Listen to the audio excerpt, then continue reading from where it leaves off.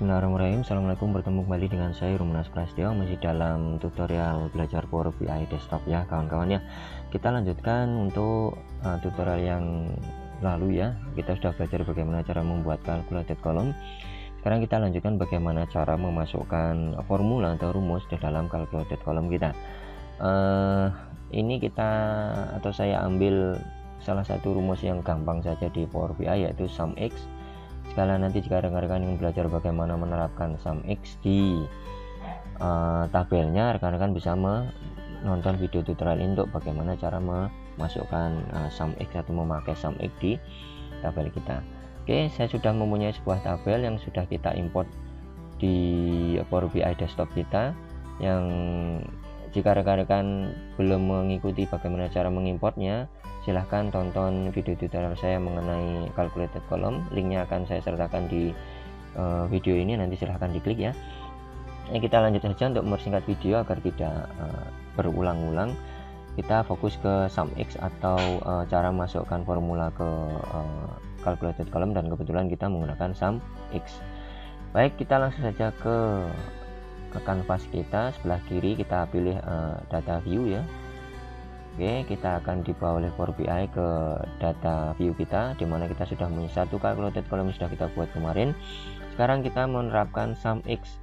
Sum x sama halnya jika kita membuat formula di Excel ya. Jika kita ingin menerapkan formula misalnya harga satuan dikalikan quantity, kita tidak bisa langsung menerapkan rumus di tiap sel di grand total di sini atau di calculated column di sini. Tetapi kita harus menerapkan satu rumus yang sama pada satu kolom grand total ini.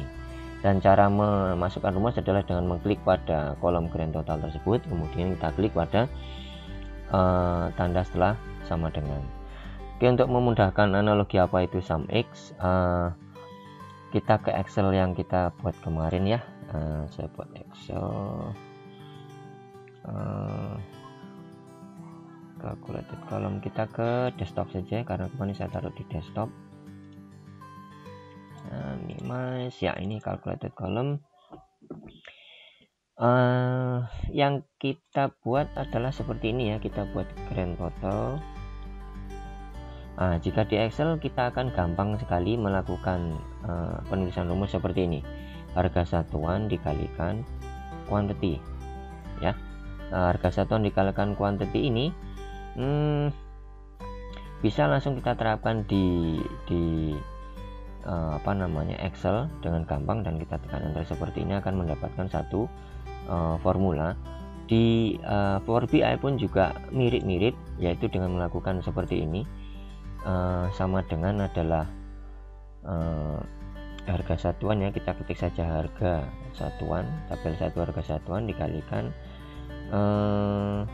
quantity ya, quantity. Saat kita ketik y seperti ini akan muncul intelligence seperti ini. Kita double klik saja untuk quantity seperti ini dan kita tekan enter.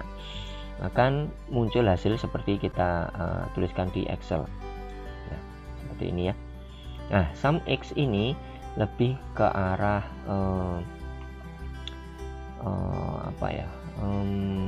measure atau jika rekan-rekan bingung apa itu measure, bisa mengikuti video tutorial saya terkait formula measure yang sudah saya buat, yaitu sum atau max atau measure yang lain sudah saya buat di tutorial Power BI saya ya rekan-rekan ya.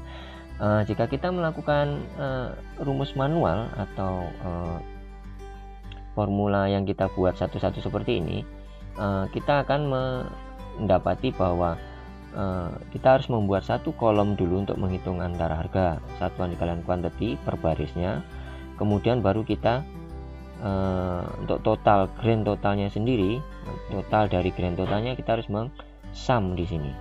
Jadi kita pertama harus membuat perkalian dulu antara harga satuan dikalikan quantity, baru kita sum hasilnya, dan hasilnya adalah sum dari grand total di bawah sini. Kita bisa memanfaatkan formula sum x untuk mendapatkan hasil dari summary atau total dari grand total ini tanpa membuat kolom bantu dengan measure sum x. Baik, untuk memudahkan kita ke kanvas saja dulu. Kita coba buat tadi kolom bantu sudah kita buat, yaitu grand total. Saya klik dan drag ke kanvas seperti ini, dan kita pilih untuk cut di sini ya.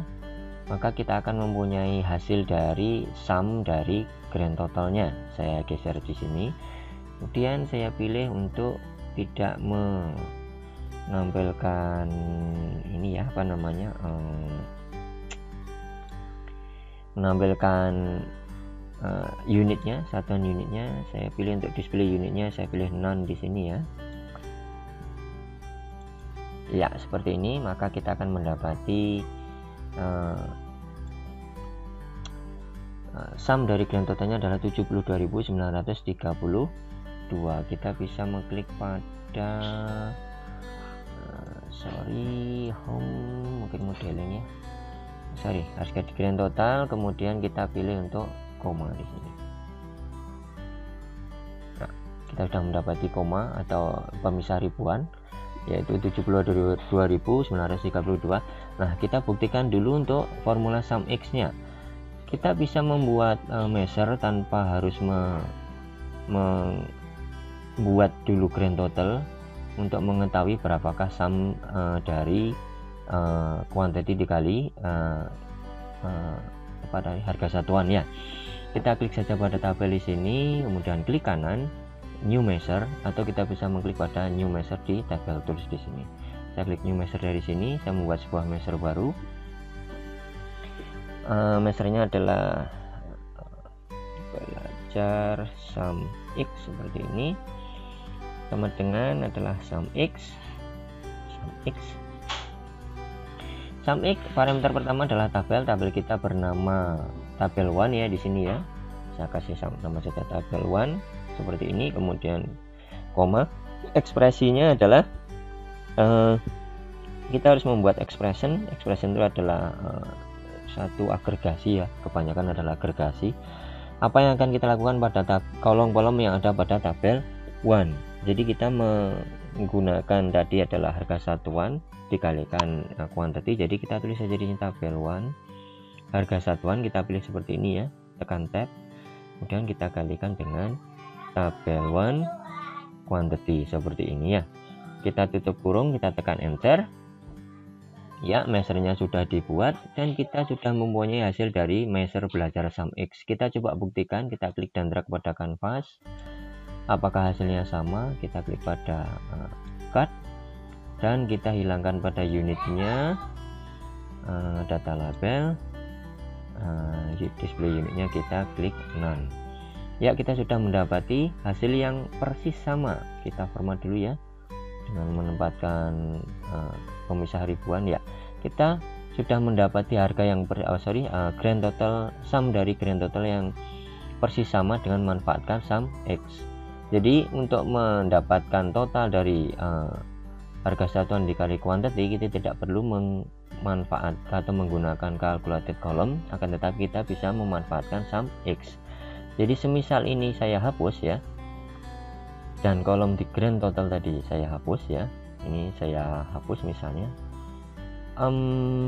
delete, klik kanan delete,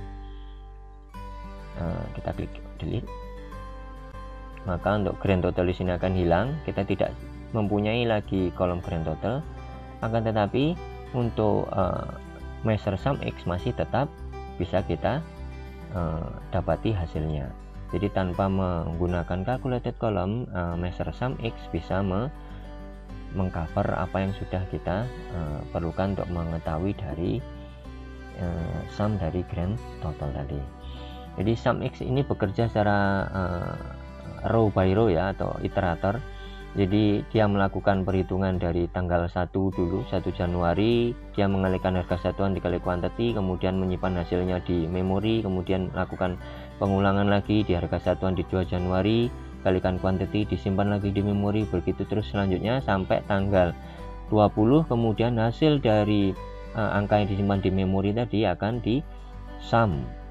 Setelah ketemu sumnya, disampaikan di hasil dari formula atau measure sum X nya.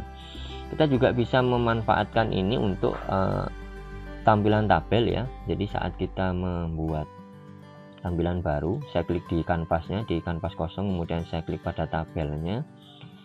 Oke, ini adalah tabel kita klik pada tanggal misalnya seperti ini, saya klik dan drag. Kita sudah mempunyai saya gedein dulu ya kawan-kawan ya. Sorry, saya klik dulu, kemudian saya hanya menginginkan tanggal ya kawan-kawan ya.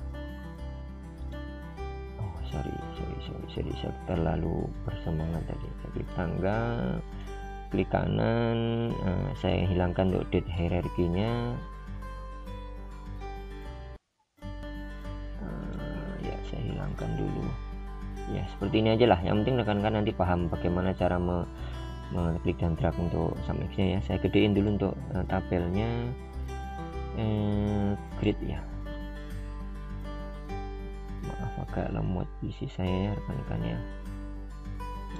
Grid text size saya naikkan jadi ya seperti ini agar lebih terlihat ya. Saya gedein. Jadi tanpa kita membuat calculated column pun, saat kita klik dan drag untuk belajar SumX ini di tabel kita sudah mendapati hasil dari harga satuan dikalikan quantity tanpa kita menambahkan kolom calculated kolomnya atau kolom bantu jika itu kita sebut di Excelnya.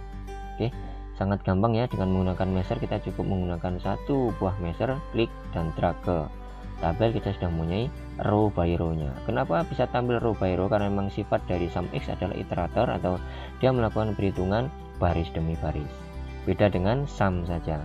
Jika sum saja, dia hanya akan melakukan kalkulasi dari keseluruhan kolom tanpa melakukan perhitungan terlebih dahulu row by row atau baris demi baris. Baik, demikian tutorial kali ini. Mudah-mudahan sedikit membingungkan ini buat pemula di DAX bisa dipahami ya, bagaimana cara menggunakan formula SumX. Kita akan belajar formula-formula yang lain. Baik, demikian tutorial kali ini. Mudah-mudahan bisa dipahami terkait SumX. Bertemu kembali dengan saya Romanas Basa pada tutorial yang lain. Assalamualaikum warahmatullahi wabarakatuh.